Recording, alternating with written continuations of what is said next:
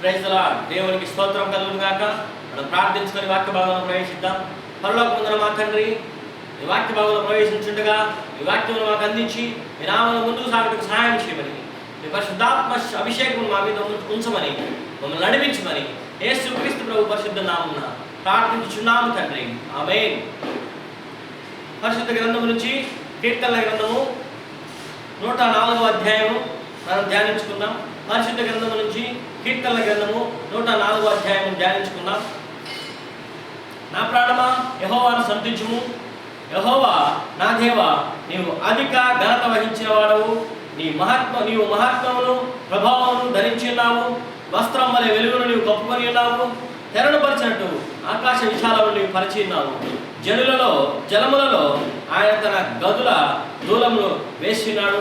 మేఘములను తనకు వాహనముగా చేసుకొని గాలి లెక్కల మీద గమనము చేయించున్నాడు. చూడండి ప్రియమైనటువంటి దేవుని బిడ్డల, వాక్య భాగం గమనించినట్లయితే మన దేవుని యొక్క మహిమా ప్రభావమును ఇక్కడ వర్ణించడం జరుగుతుంది. ఆయన మహాత్మ్యమును ప్రభావమును ధరించినటువంటి దేవుడంట. వస్త్రం వలె వెలుగును ఆయన కప్పుకున్నటువంటి దేవుడు. తెరను పరిచినట్టుగా ఈ ఆకాశ విశాలాన్ని పరిచినటువంటి దేవుడు. జలములలో ఆయన తన గదులకు దూలములు వేస్తున్నాడు. మేఘములను తనకు వాహనంగా చేసుకొని గాలి రెక్కల మీద గమనము చేయించున్నాడు. ఆయన మేఘమును తనకు వాహనముగా చేసుకున్నాడంట. గాలి రెక్కల మీద గమనము చేస్తున్నాడంట. వాయువులను తన దూతలుగాను, అగ్ని జ్వాలను తనకు పరిచారకులుగాను ఆయన చేసుకొని ఉన్నాడు. ప్రియమైన దేవుని బిడ్డలారా, మన దేవుని యొక్క గొప్పతనాన్ని చూడండి. వాయువులను తనకు దూతలుగా చేసుకున్నాడంట. అగ్ని జ్వాలలు ఆయనకు పరిచారకులంట. చూడండి, భూమి అన్నిటికీ కదలకుండానట్లు ఆయన దాన్ని పునాదుల మీద స్థిరపరచును. భూమిని కూడా ఆయన పునాదుల మీద స్థిరపరిచినాడంట. ప్రియమైన సహోదరుడా, సహోదరి, దాని మీద అగాధ జలములను వస్త్రం వలె కప్పితివి.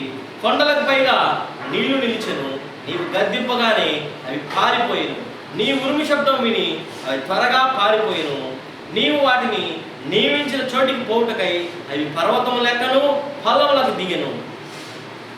అవి మరల వచ్చి భూమిని కప్పకి వెళ్ళినట్లు అవి దాటలేని సరిహద్దులను నీవు వాటికి నియమించింది. నీటికి సరిహద్దును నియమించినాడంట మన ప్రభు. చూడండి, అగాధ జలములను భూమి మీద వస్త్రంలోనే కప్పాడు. కొండలకు పైగా నీళ్లు నిలబడ్డాయంట. ఆయన గద్దింపుగా అవి పారిపోయాయంట. ఆయన ఉరుము శబ్దం విని అవి త్వరగా పారిపోయాయి. అవి నీవు వాటికి నియమించిన చోటికి పోటుకై అవి పర్వతం లెక్కను ఫలములకు దిగను. అవి మరలి వచ్చి భూమిని కప్పకొండినట్టు అవి దాటలేని సరిహద్దును నీవు వాటికి నియమించింది. చూడండి ప్రియమైన దేవుని బిడ్డలారా, మన ప్రభు యొక్క గొప్పతనాన్ని, మన ప్రభు యొక్క మహిమను, మన ప్రభు యొక్క మహత్యాన్ని ఈ యొక్క అధ్యాయము ఎంత అద్భుతంగా చెప్తుందో చూడండి. ఆయన కొండలలో నీటి బుగ్గలను పుట్టించడం. కొండలలో నదులు మన దేశంలో గమనించినట్లయితే అవి కొండలలోనే పుట్టిన నదులన్నీ ఎన్నో నదులు ఉన్నాయి. ఆయన మన్యంలో పారుతాయి, అడవిలో ప్రవహిస్తాయి. అవి అడవి జంతువులన్నింటికి దాహం ఇస్తాయి. వాటి వలన గాడిదలు తప్పికి తీర్చుకొను. వాటి ఒడ్డున ఆకాశ పక్షులు వాసము చేయును. కొమ్మల నడుమ అవి సునాదము చేయును. తన గదులలో నుండి ఆయన కొండలకు జలధారలనిచ్చును. నీ క్రియల ఫలము చేత భూమి తృప్తి పొందుచున్నది. ప్రియమైనటువంటి దేవుని బిడ్డలారా, మన ప్రభు ఎంత గొప్పవాడు. ఆకాశం సృజించాడు, భూమిని సృజించాడు, భూమి మీద ఉన్న సమస్తమును సృజించాడు, కొండ నదులను సృజించాడు. నదులు నీటి ప్రవాహము ఏ విధంగా ఉండాలో కూడా ప్రభు నిర్ణయించాడు. వాటికి సరిహద్దులను కూడా ప్రభు ఏర్పరిచాడు. అడవి జంతువులకు ఆహారం ఇస్తున్నాడు. ఆకాశ పక్షులకు వాటికి నివాసం ఇస్తున్నాడు, వాటికి ఆహారం ఇస్తున్నాడు. వాటి జంతువులకు దప్పికి తీర్చుకోవడానికి దేవుడు అడవిలో నీటిని ప్రవహింపజేస్తున్నాడు. చూడండి ప్రియమైనటువంటి దేవుని బిడ్డలారా, నీ క్రియల ఫలము చేత భూమి తృప్తి పొందుచున్నది. పశువులకు గడ్డిని, నరులకు ఉపయోగములకు కూర మొక్కలను అవి మొలిపించును. అందుమూలమున భూమిలో నుండి ఆహారమును, నరుల హృదయమును సంతోషపెట్టు ద్రాక్షారసమును, వారి మొగమునకు మెరుగునిచ్చు తైలమును, నరుల హృదయమును బలపరచు ఆహారమును ఆయన పుట్టించున్నాడు. మన కోసం ఆహారాన్ని, మన కోసం ద్రాక్షారసాన్ని, మన కోసం తైలాన్ని, మన యొక్క హృదయాన్ని బలపరిచే ఆహారాన్ని ఆయన పుట్టిస్తున్నాడు. యెహోవా వృక్షములు తృప్తి పొందుచున్నవి. ఆయన నాటిన లెబనాను దేవదారు వృక్షములు తృప్తి పొందుచున్నవి. అచ్చట పక్షులు తమ గూళ్ళు కట్టుకొనును. అచ్చట సరళ వృక్షముల పైన కొంగలు నివాసము చేయుచున్నవి. గొప్ప కొండలు కొండ మేకలకు ఉనికి పట్టు, కుందేళ్లకు బండలు ఆశ్రయస్థానములు. చూడండి ప్రియమైనటువంటి దేవుని బిడ్డలారా, మనకేమేం కావాలో కూడా ప్రభు ముందే ఏర్పాటు చేస్తున్నాడు. ఆ తర్వాత కొండలు మేకలకు ఉనికి పట్టంట, కుందేళ్లకు బండలు ఆశ్రయస్థానములు అంట. చూడండి, ఋతువులు తెలుపుటకై ఆయన చంద్రుని నియమించను, సూర్యునికి తన అస్తమయ కాలము తెలియను. నీవు చీకటిని కలుగు చేయగా రాత్రి ఎగుచున్నది, అప్పుడు అడవి జంతువులన్నీ తిరుగులాడుచున్నవి. సింహం పిల్లలు వేట కొరకు గర్జిస్తున్నాయి. చూడండి, రాత్రి ఋతువులను తెలపడానికి చంద్రుడిని ఏర్పాటు చేశాడు ప్రభువు. రాత్రి సూర్యుడు తన యొక్క అస్తమయ కాలంలో సూర్యుడు వెళ్ళిపోతున్నాడు, రాత్రి చీకటి అవుతుంది. అప్పుడు అడవి జంతువులని తిరుగులాడుచు ఆహారం కొరకు వేట కొరకు గర్జిస్తున్నాయి. తమ ఆహారము దేవుని చేతుల నుండి తీసుకొని దూచున్నాయంట. అవి దేవుని చేతుల నుంచి ఆహారం పొందుతున్నాయి. సూర్యుడు వేయింపగానే అవి మరలిపోయి తమ గుహల్లో పండుకొను. సాయంకాలం వరకు పాటుపడి తమ పనులు జరుపుకొనుటకై మనుష్యులు బయలువెళ్ళుదురు. యెహోవా, నీ కార్యములు ఎన్నెన్ని విధములుగా ఉన్నవి, జ్ఞానం చేత నీవు వాటిని నిర్మించితివి. నీవు కలుగు చేసిన వాటితో భూమి నిండి ఉన్నది. మన దేవుడు జ్ఞానవంతుడు, జ్ఞానముతోనే ఆయన వీటన్నింటినీ కలుగు చేశాడు. ఆయన వీటన్నింటినీ కలుగు చేసి నా జ్ఞానము ఎంతో గొప్పది. నీవు కలుగు చేసిన వాటితో భూమి నిండి ఉన్నది. అదిగో అదిగో విశాలమైన సముద్రము, అందులో లెక్కలేని జలచరములు, దానిలో చిన్నవి పెద్దవి జీవరాశులు ఉన్నవి. అందులో ఓడలు నడుచుచున్నవి, దానిలో ఆటలాడటకు నిర్మించిన మకరములు ఉన్నవి. తగిన కాలమున నీవు వాటికి ఆహారం ఇచ్చదని ఇవన్నీ నీ దయ కొరకు కనిపెట్టుచున్నవి. చూడండి, సముద్రంలోని జలచరములు, అందులోని లెక్కలేని జంతువులు, వాటిలో పెద్దవి చిన్నవి జీవరాశులు, అందులో ఓడలు, దేవుడు అక్కడ సృజించినటువంటి మకరములు, అవి ఆటలాడుటకు అవి సముద్రంలో ఆటలాడుకుంటున్నాయి. వాటికి దేవుడు ఆహారం తగిన కాలంలో ఇస్తాడని అవి ఎదురు చూస్తున్నాయి. ఇవన్నీ నీ దయ కొరకు కనిపెట్టుచున్నవి. నీవు వాటికి పెట్టినది అవి కూర్చుకొను. నీవు గుప్పిలు విప్పగా అవి మంచి వాటిని తిని తృప్తిపరచబడును. నీవు ముఖము మరుగు చేసుకొనగా అవి కలదపడును. నీవు వాటి ఊపిరిని తీసివేసినప్పుడు అవి ప్రాణములు విడిచి మంటిపాలగును. నీవు నీ ఊపిరి విడువుగా అవి సృజింపబడును. ఆయన వాటి ఊపిరి తీసివేసినప్పుడు అవి చనిపోతాయి. ఆయన మళ్ళా ఊపిరి విడువుగా అవి సృజింపబడతాయి. యెహోవా మహిమ నిత్యముండును గాక. యెహోవా తన క్రియలను చూచి ఆనందించును గాక. ఆయన భూమిని చూడగా అది వనకును, ఆయన పర్వతములను ముట్టగా అవి పొగరాజును. చూడండి ప్రియమైన దేవుని బిడ్డలారా, ఆయన భూమిని చూస్తే అది వణికిపోతుందంట. ఆయన పర్వతములను ముడితే అవి పొగరాజుకుంటున్నాయంట. నా జీవితకాలం అంతే నేను యెహోవాకు కీర్తనలు పాడుదును. నేనున్నంత కాలం నా దేవుని కీర్తించెదను. ఆయనను గురించిన ధ్యానము ఆయనకి ఇంపులుగా నుండును గాక. నేను యెహోవాను సంతోషించెదను. పాపులు భూమి మీద నుండి లయమగుదురు గాక, భక్తిని లెక్కన ఉండకపోదురు గాక. నా ప్రాణమా యెహోవాను సంతించుము, యెహోవాను స్తుతించుము. ప్రియమైనటువంటి దేవుని బిడ్డలారా, ఈ వాక్య భాగము ఎంతో ప్రాముఖ్యమైనది. నీ జీవితంలో, నా జీవితంలో ఈ యొక్క వాక్య భాగం మనము ప్రతి సమయంలో గుర్తుంచుకోవాలి. ఎందుకంటే దేవుడు ఆకాశాన్ని, భూమిని, అందులోని సర్వస్వము నీ కోసం, నా కోసం సృజించి నేను ఎంతో ఆనందంగా, ఉల్లాసంగా, ఉత్సాహంగా ఈ లోకంలో జీవించాలని ఉంచినప్పుడు పాపము లోకంలో ప్రవేశించింది. పాపము ప్రవేశించిన తర్వాత పాప ప్రాయశ్చిత్తానికి ప్రభువు తన ప్రియ కుమారుని లోకానికి పంపించాడు.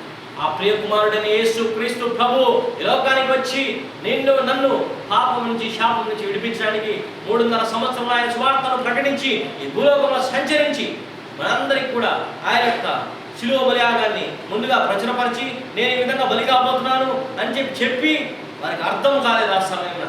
కానీ ప్రభు కల్వరి శిలువలో చేతులలో చీలలు, కాళ్ళలో చీలలు, తల మీద ముళ్ళ కిరీటము, రక్తము బల్లెం పొట్టు, వీపంతా దున్నబండి దేహం ద్వారా ఆఖరి రక్తం పొట్టు వరకు కూడా మన కోసం చిందించి శిలువలో బలి అయ్యాడు. ప్రియ సహోదరుడా, సహోదరి, అన్న, చెల్లి, అక్క, తమ్ముడు, ఈరోజు ప్రభు శిలువలో బలి అయిన బలియాగం బట్టి నీకు, నాకు పాప క్షమాపణ లభిస్తుంది. యేసు రక్తము ప్రతి పాపం నుండి మనల్ని పవిత్రులుగా చేస్తుందని పరిశుద్ధ గ్రంథం నుంచి వాక్య భాగము యోహాను సువార్తలో తెలియజేస్తుంది. యేసు రక్తం ద్వారానే మనకు పాప క్షమాపణ కలుగుతుంది. కాబట్టి ప్రియమైనటువంటి దేవుని బిడ్డలారా, యేసు క్రీస్తు ప్రభు రక్తంలో నీ పాపమును, నా పాపమును మనం కడుక్కున్నప్పుడు మాత్రమే నేను పాపం నుంచి విడిపింపబడి, శాపం నుంచి విడిపింపబడి రక్షణకు చేరువలో ఉంటాం. ఆ విధంగా ప్రభు రక్తంలో మనం కడుక్కోకపోతే మనం పాపం చేసిన వారంగానే ఉంటాం. యుగములు నరకానికి పోవాల్సిన వారమే ఉంటాం. అప్పుడు అప్పుడు మనం పాపులు, భక్తిహీనులు, లయమోబోదురుగా కానీ వాక్యము నెరవేరిపోతుంది. కానీ నీవు నేను పాప స్థితిలో ఉండకూడదని యేసు క్రీస్తు ప్రభువును తండ్రి అయిన దేవుడి లోకానికి పంపించి, నా ప్రియకుమారుడా, భూలోకంలో ఉన్న సర్వ మానవాళి పాపములకు లోనైంది, వారందరినీ పాపం నుంచి విముక్తిపరచని చెప్పినప్పుడు యేసు క్రీస్తు ప్రభు లోకానికి వచ్చి మనందరి కోసం తన రక్తమును కల్వరి శిలువలో చిందించాడు. మనందరి కోసం తన యొక్క రక్తమును చిందించి ఆయన ప్రాణమును బలిగా అర్పించి ఈ లోకంలో ఉన్న సమస్త మానవాళిని పాపం నుంచి, శాపం నుంచి విడిపించిన గొప్ప దేవుడు. అందుకే ప్రభు వాక్యం సెలవిస్తుంది, దేవుడు లోకమును ఎంతో ప్రేమించను, కాగా తన ద్వితీయ కుమారుడిగా పుట్టిన వారి యందు విశ్వాసం ఉంచి ప్రతి వాడును నశింపక నిత్య జీవం పొందినట్లు ఆయన అనుగ్రహించను. ప్రియమైనటువంటి దేవుని బిడ్డలారా, ఈరోజు యేసు క్రీస్తు ప్రభు నీ పాప నిమిత్తము, నా పాప నిమిత్తమే కల్వరి శిలువలో రక్తం చిందించాడు. నీ కోసమే, నా కోసమే కల్వరి శిలువలో బలి అయ్యాడు. నేను యేసు క్రీస్తు ప్రభువును సొంత రక్షకునిగా అంగీకరించాను. నీవు అంగీకరించావా యేసు క్రీస్తు ప్రభువుని? నేను నా పాపాలను యేసు క్రీస్తు ప్రభు రక్తంలో కడుక్కున్నాను. నీవు నీ పాపాలను యేసు క్రీస్తు ప్రభు రక్తంలో కడుక్కున్నావా? నీ విశ్వాసం యేసు క్రీస్తు ప్రభు మీద ఉందా, లేక ఈ లోకంలో ఉన్నటువంటి మనుషుల మీద ఉందా? మనుషులను నమ్ముకున్న కంటే యెహోవాను ఆశ్రయించడం మేలు, రాజులను నమ్ముకున్న కంటే యెహోవాను ఆశ్రయించడం మేలు. మనుషులను నమ్ముకుంటే వ్యర్థమని ప్రభు వాక్యం సెలవిస్తుంది. ప్రియమైనటువంటి దేవుని బిడ్డ, ఈరోజు నిన్ను మనుషులు ఎవరేమి చేయలేరు. నీ జీవితంలో మనుషులు నిన్ను అభివృద్ధి పరచగలరా? నీ జీవితంలో మనుషులు నిన్ను ధనవంతుడిగా చేయగలరా? నీ పాపం నుంచి నిన్ను విముక్తి పరచగలరా? నీకు పాపం నుంచి విముక్తి కావాలంటే యేసుక్రీస్తు ప్రభు దగ్గరికి రా. నీ అప్పుల నుంచి విముక్తి కావాలంటే యేసుక్రీస్తు ప్రభు దగ్గరికి రా. నీ శాపం నుంచి విముక్తి కావాలంటే యేసుక్రీస్తు ప్రభు దగ్గరికి రా. నీ వంశం అభివృద్ధి చెందాలంటే యేసుక్రీస్తు ప్రభు దగ్గరికి రా. నీ యొక్క సంతానము అభివృద్ధి చెందాలంటే యేసుక్రీస్తు ప్రభు దగ్గరికి రా. నీ యొక్క వ్యాపారం అభివృద్ధి చెందాలంటే యేసుక్రీస్తు ప్రభు దగ్గరికి రా. నీ యొక్క నష్టము లాభంగా మార్చబడాలంటే యేసుక్రీస్తు ప్రభు దగ్గరికి రా. యేసుక్రీస్తు ప్రభు ఒక్కడే నిన్ను ఆశీర్వదించగల దేవుడు. యేసుక్రీస్తు ప్రభు ఒక్కడే నీ జీవితంలోంచి నీ యొక్క శాపాన్ని తొలగించగల దేవుడు. యేసుక్రీస్తు ప్రభు ఒక్కడే నీ జీవితాన్ని ఆనందమయంగా మార్చగల దేవుడు. ఆయన నిన్న నేడు ఒకే రీతిగా ఉన్న దేవుడు. యేసు ఎవరైనా క్రీస్తునందు నేడలా వాడు నూతన సృష్టి, పాతవి గతించును, ఇదిగో కొత్తవాయను. ప్రభు వాక్యం యోహాను సువార్త 14:6 యేసుక్రీస్తు ప్రభు అంటున్నాడు, నేనే మార్గమును, సత్యమును, జీవమును, నా ద్వారానే తప్ప తండ్రి ఎదుగు ఎవడు కూడా రాలేడు అని ప్రభు వాక్యం సెలవిస్తుంది. ప్రియమైనటువంటి దేవుని బిడ్డ, ఈరోజు నీ యొక్క జీవితాన్ని పరిశీలన చేసుకో. నువ్వు పాపంతో నిన్నట్లయితే నీకు యేసు ప్రభు కావాలి. నువ్వు శాపంతో ఉన్నట్లయితే యేసు ప్రభు కావాలి. ఈ క్షణం యేసు ప్రభు చెంత చేరి పరిశుద్ధ గ్రంథంలో చేత పట్టుకుని మోకరించి, ప్రభువా నన్ను క్షమించు, నా జీవితాన్ని నువ్వు కడుగు, నీ రక్తంలో నా జీవితాన్ని శుద్ధి చేయని అడిగినట్లయితే ఆయన తన రక్తంతో నిన్ను కడిగి పవిత్రపరుస్తాడు. ఆయన తన నిత్య రాజ్యానికి నేను వారసురాలుగా చేసి ఈ లోకంలోంచి నిన్ను పరలోక రాజ్యానికి తీసుకెళ్ళడానికి అర్హత కల్పించి రక్షణ వస్త్రం నీ మీద కప్పుతాడు ప్రభు. ఈరోజు నువ్వు నీ జీవితాన్ని ప్రభుకు సమర్పించినట్లయితే నీ పాపం నుంచి విముక్తిపరచబడి నువ్వు రక్షణ పొందుకుంటావు, నువ్వు ఆశీర్వదింపబడతావు, నువ్వు దీవింపబడతావు, నువ్వు వర్ధిల్లుతావు, నీ కుటుంబం ఆశీర్వదింపబడుతుంది, నీ జీవితం ఆశీర్వదింపబడుతుంది, నీ కుటుంబం రక్షింపబడుతుంది. నువ్వు సమస్త విషయములలో దేవుడు నిన్ను ఆశీర్వదించి దీవించి నడిపిస్తాడు. దేవుడి వాక్యము తన వినికిడిలో దీవించుగాక ప్రార్థించుకున్నాం. మహాగణుడా, మహోన్నతుడా, పరిశుద్ధుడా, నిత్యనివాసి తండ్రి, వాక్య భాగం దీవించి ఆశీర్వదించి వెన్న హృదయాలు ఫలింపజేసి నూరంతలుగా ఫలింపజేసి ప్రభువా అనేక మందికి స్వార్థ విస్తరించి కృప చూపి నడిపించి సహాయం చేయండి. యేసు క్రీస్తు ప్రభు పరిశుద్ధ నామమున ప్రార్థించున్నాము తండ్రి. ఆమేన్.